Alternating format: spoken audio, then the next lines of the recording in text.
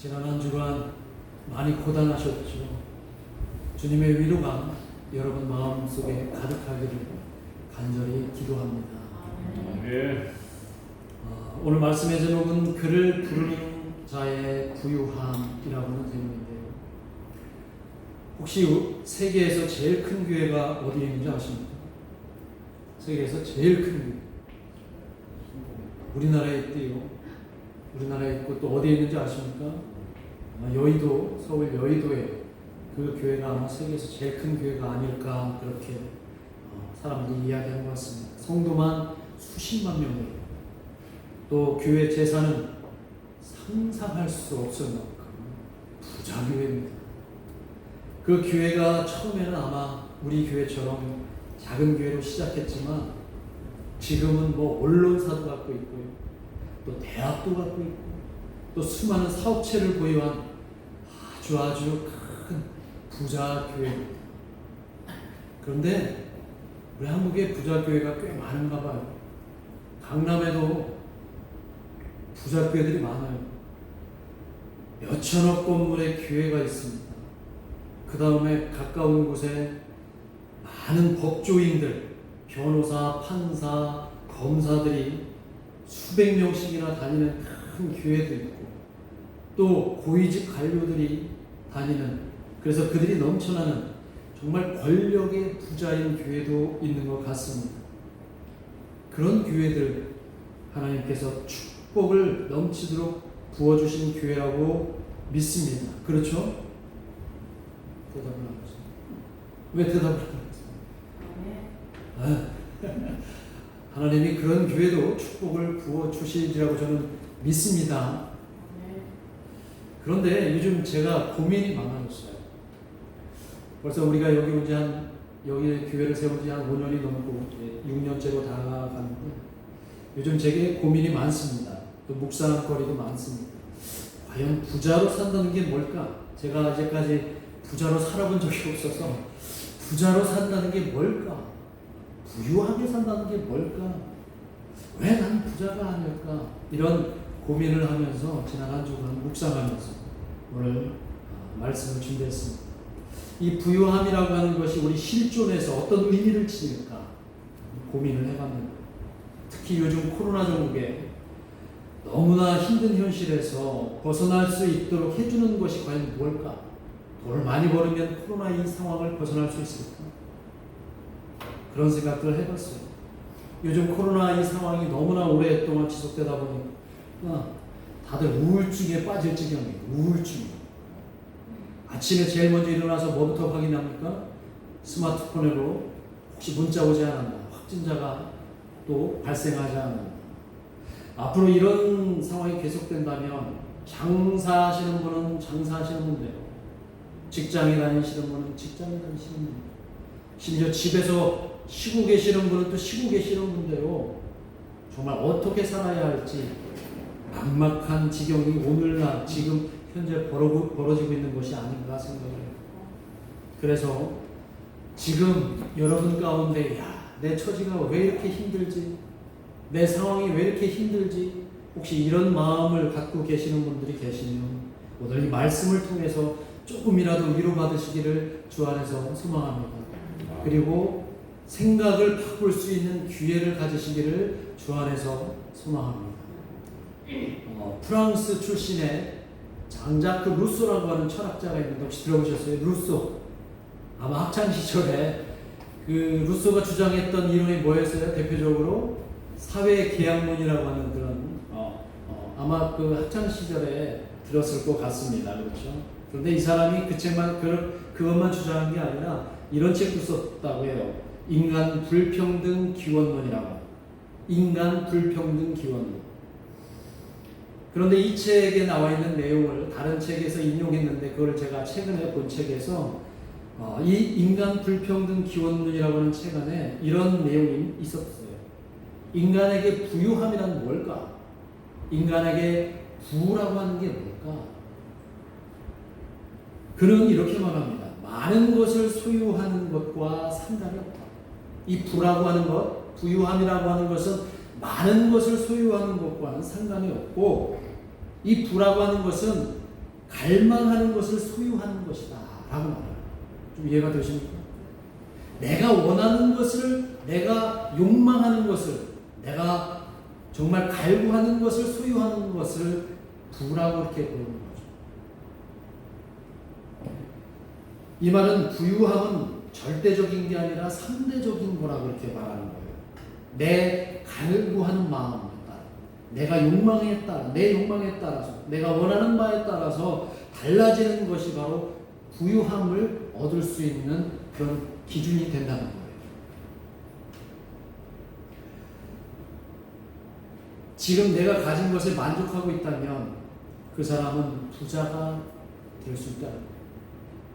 그러나 내가 가진 것에 만족하지 못하고 늘 나보다 더 나은 사람을 늘 부러워하면서 왜 나는 저 사람처럼 살지 못하지? 왜 나는 저 사람이 가진 것을 갖고 있지 못하지? 아, 갖고 싶다라고 하는 그런 갈망에 차여 있다면 그 사람은 언제까지나 가난하게 살 수밖에 없다라고 하는 것이 이 루소의 생각입니다.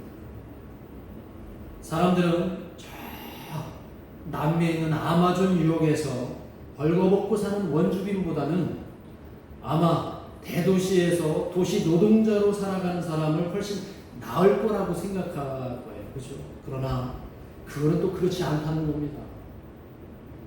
그거는 모르는 일이에요. 제가 얼마 전에 EBS를 보니까 그 세계 테마기행이라고 이렇게 프로그램이 있는데 이게 부탄이 나왔어요. 부탄. 세계에서 삶의 만족도가 1, 2위를 다투는 데가 어딘지 아세요? 부탄이라는 곳이에요. 근데 부탄이라는 곳은 히말라야 산맥의 상당히 산간지대에 있는 위치예요. 도시인데 거기 사는 사람들은 정말 제가 보기에는 그다지 우리나라 60년대, 70년대 그런 생활 수준의 삶을 살아가는 사람들인데 표정들을 보니까 늘 웃고 살고 있다. 아마 GDP로 이렇게 비교해보면 우리나라에 아마 상대도 아니고 그런데도 그들의 삶의 만족도가 세계의 첫 번째, 두 번째라고 이렇게 얘기를 합니다.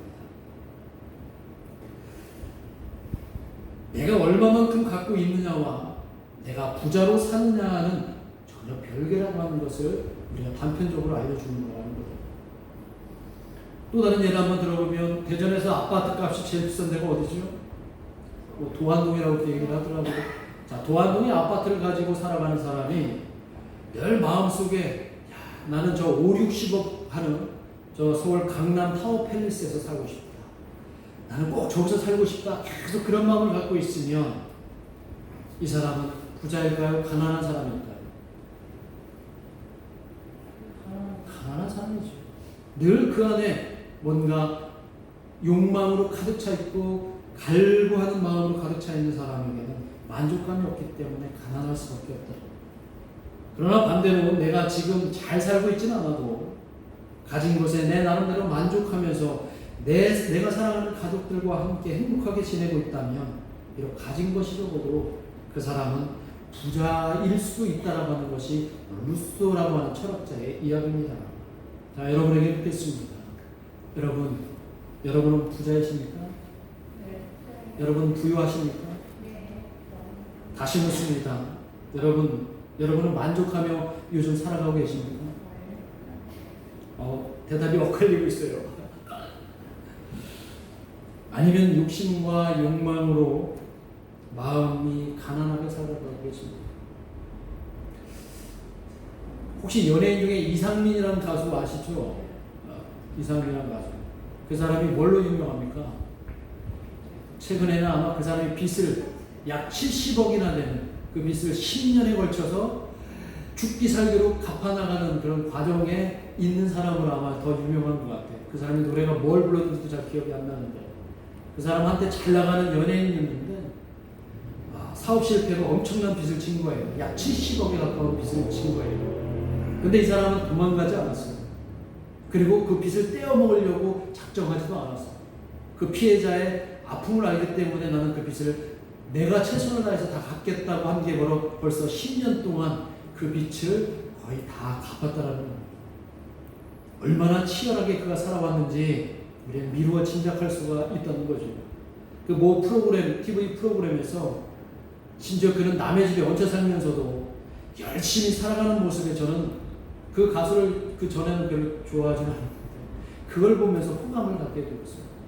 아, 빚이 그렇게 많았고 심지어 신용불량자인데도 그는 그렇게 최선을 다하면서 열심히 살면서도 다른 사람에게 기가 죽거나 초라하게 살지 않는 그 모습을 보고 야, 저는 이 사람은 정말 멋진 사람이구나 하는 그 호감을 갖게 되었습니다. 물론 TV 프로그램이니까 뭐 연출한 것도 있겠지만 아마 남들이 알지 못하는 얼마나 힘든 상황이 그에게 있었을 것이라는 것도 또한 짐작이 납니다. 그런데 적어도 방송에 비춰진 그의 모습은 자신감이 넘쳤습니다. 그리고 늘 늘 당당했고 그리고 어쩌면 그 안에서도 행복하게 살아가려고 노력하는 것 같았어요. 어쩌면 그는 누가 보기에도 70억에 빚진 가난한 사람이 아니라 그 사람은 부자처럼 저에게는 보였던 겁니다. 반대로 요즘 또 문제가 되는 매니저들에게 갑질하고 또 페이도 아주 조금 주고 아주 잘 나가는 슈퍼스타 연예인들이 구설수에 오르는데 오히려 이런 사람들이 아까 말한 그 연예인보다 더 가난하다고 생각이 들죠.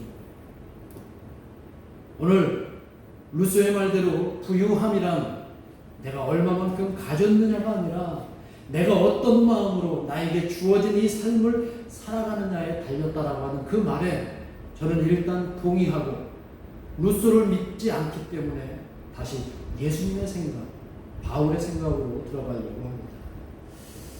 저와 여러분은 누구를 믿는 사람들입니까?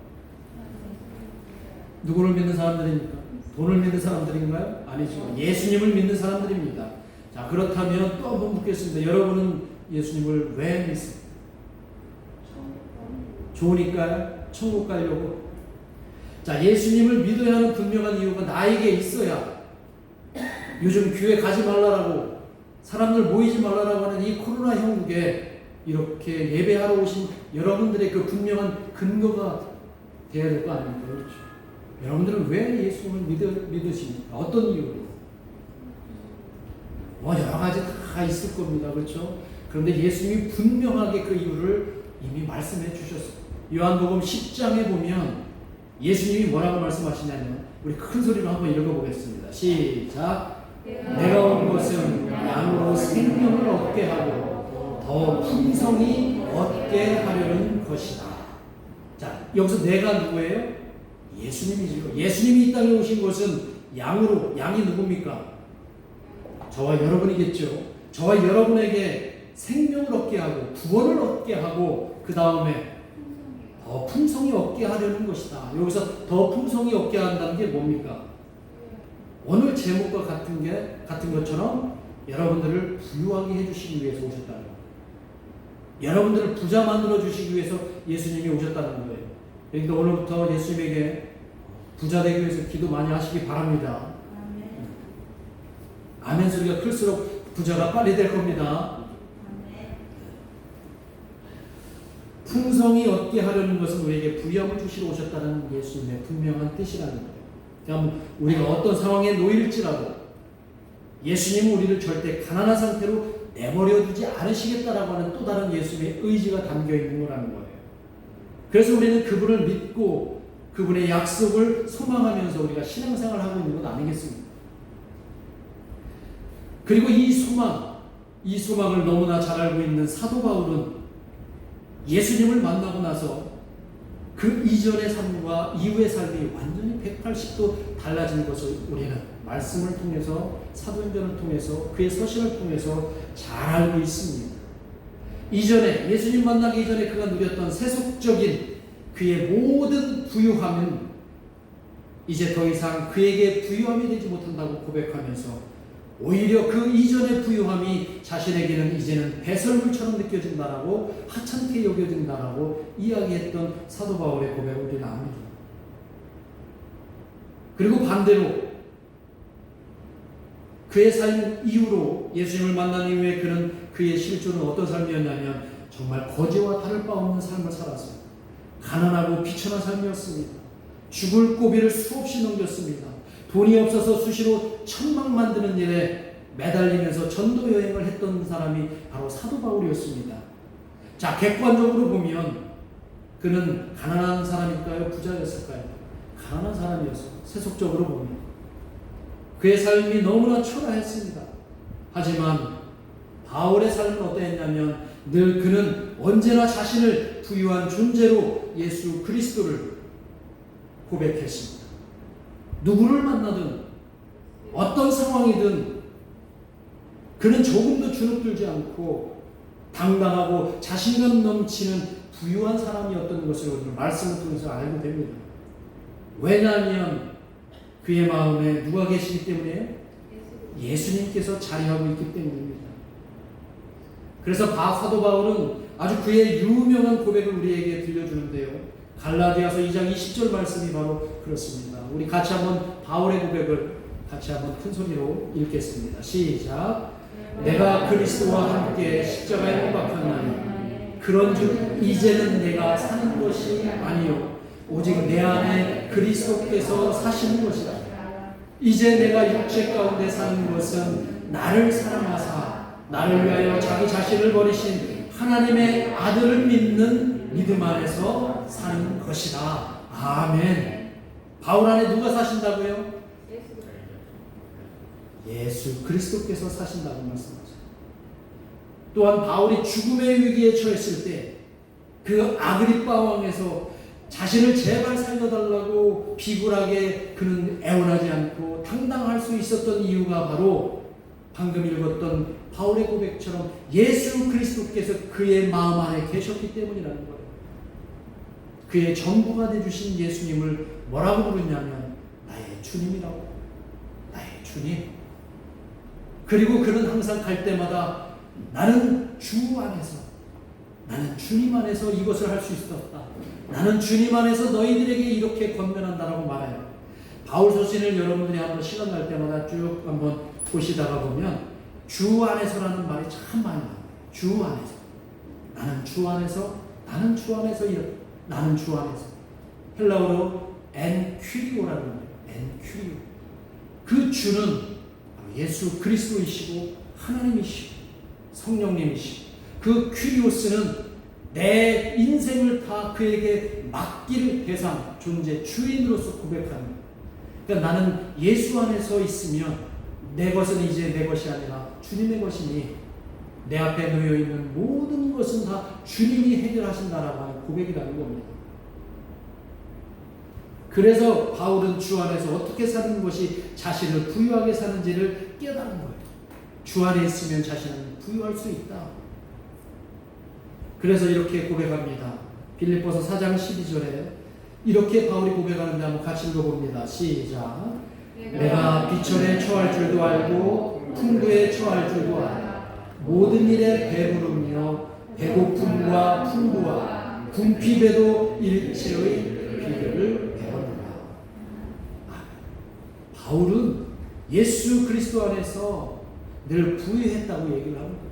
비천에 처하기도 하고 또 풍부에 처할 줄도 알고 그러나 늘 마음은 늘 부유했다는 것을 고백합니다. 바울이 누렸던 그 부유함을 그렇다면 이제 우리도 누려야 되지 않을까요?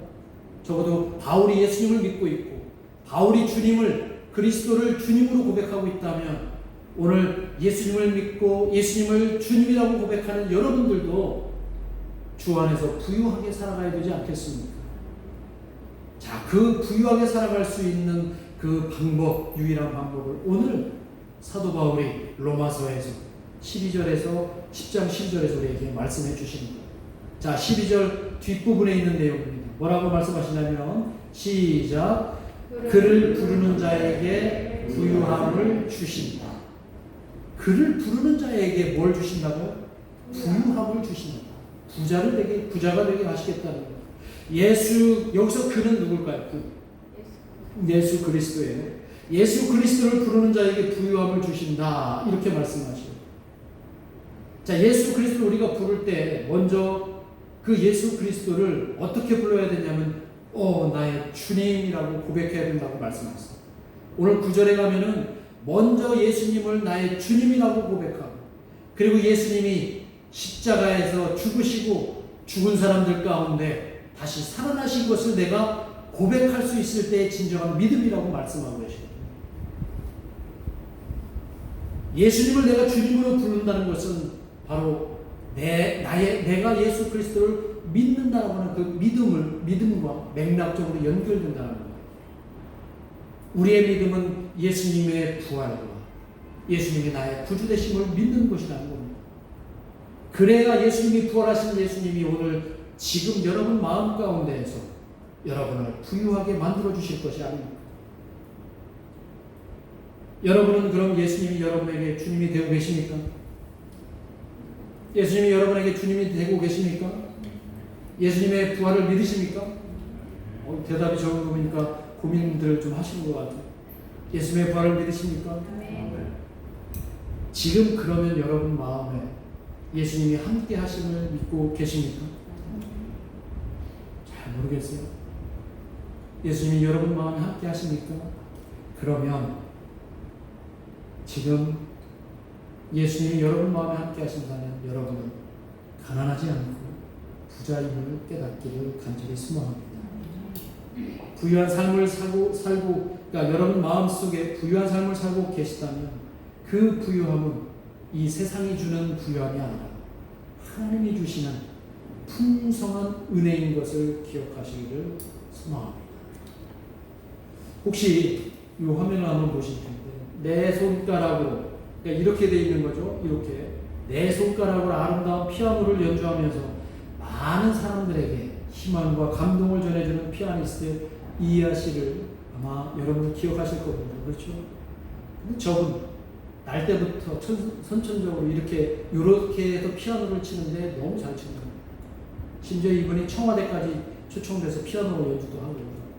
근데 이분이 많은 교회를 다니면서 간증 집회를 할 때 늘 고백하는 게 나는 주 안에서 살기 때문에 나는 행복합니다. 이렇게 얘기해요. 나는 주 안에서 살기 때문에.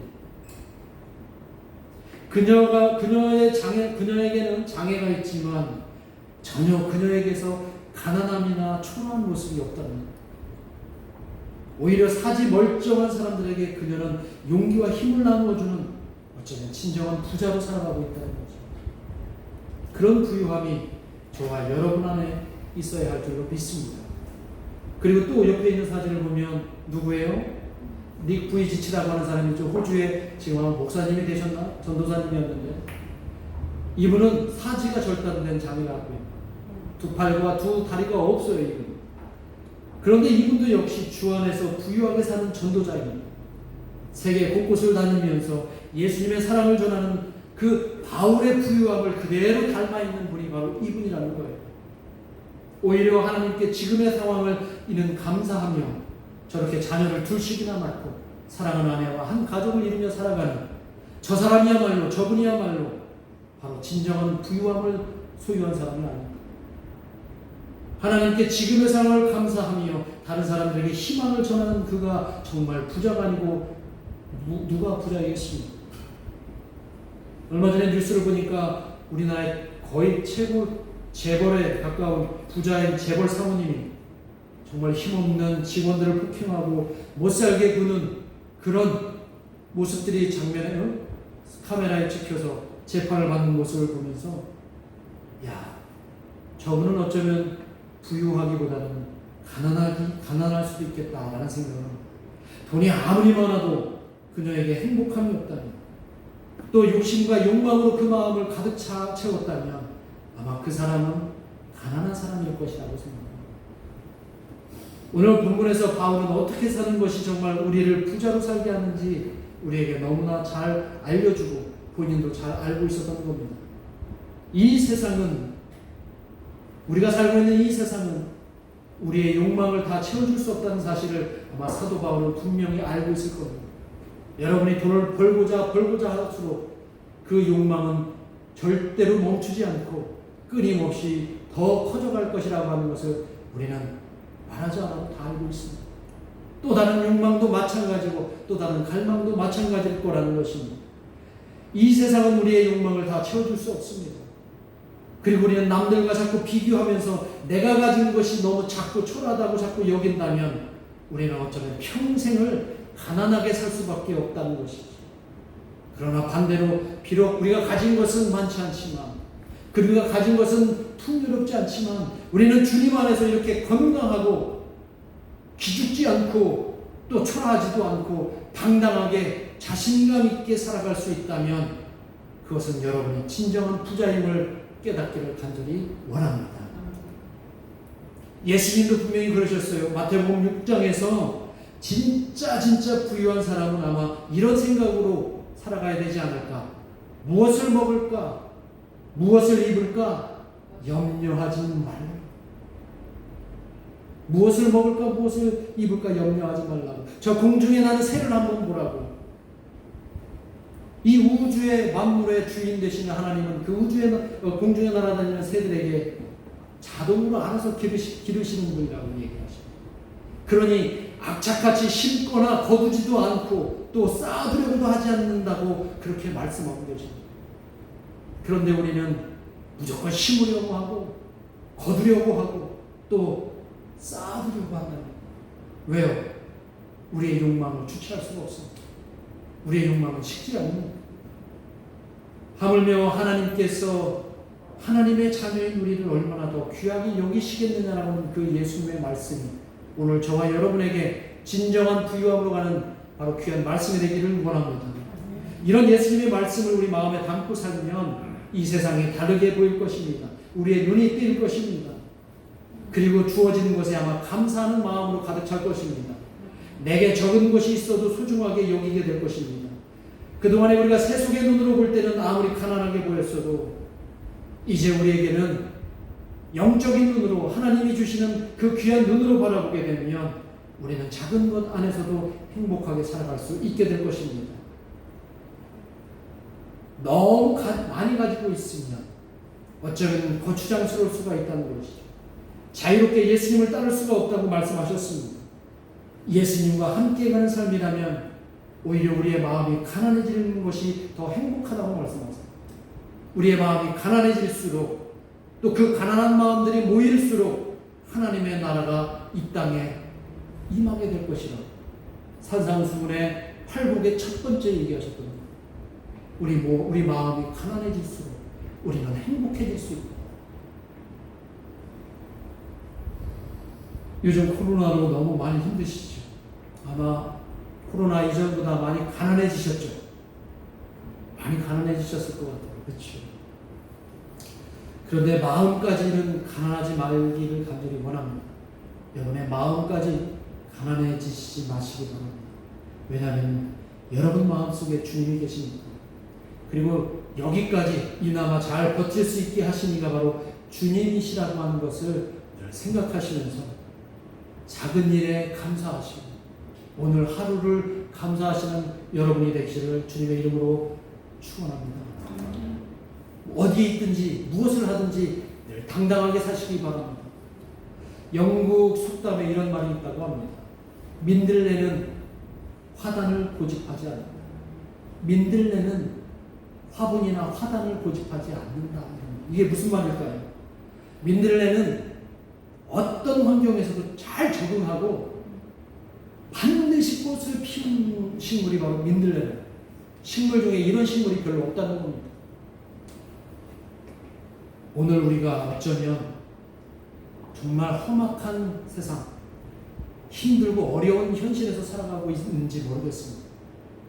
우리의 삶의 자리가 어쩌면 정말 투박한 곳인지도 모르겠습니다. 그러나 우리가 지금 어떤 위치에 놓여 있다 하더라도 민들레처럼 나의 삶의 자리에서 주님을 간절히 부르시는 믿음의 소유자가 다 되시기를 주님의 이름으로 축원합니다. 그러면 주님은 우리에게 부유함을 허락하실 것이고 그 부유함이 여러분과 여러분 주변을 환하게 만드는 민들레 꽃처럼 주님의 사랑을 활짝 피울 것으로 여러분들이 기대하시며 달려가시기를 주 안에서 소망합니다. 기도하겠습니다. 이 시간 우리 함께 합심해서 기도합니다. 코로나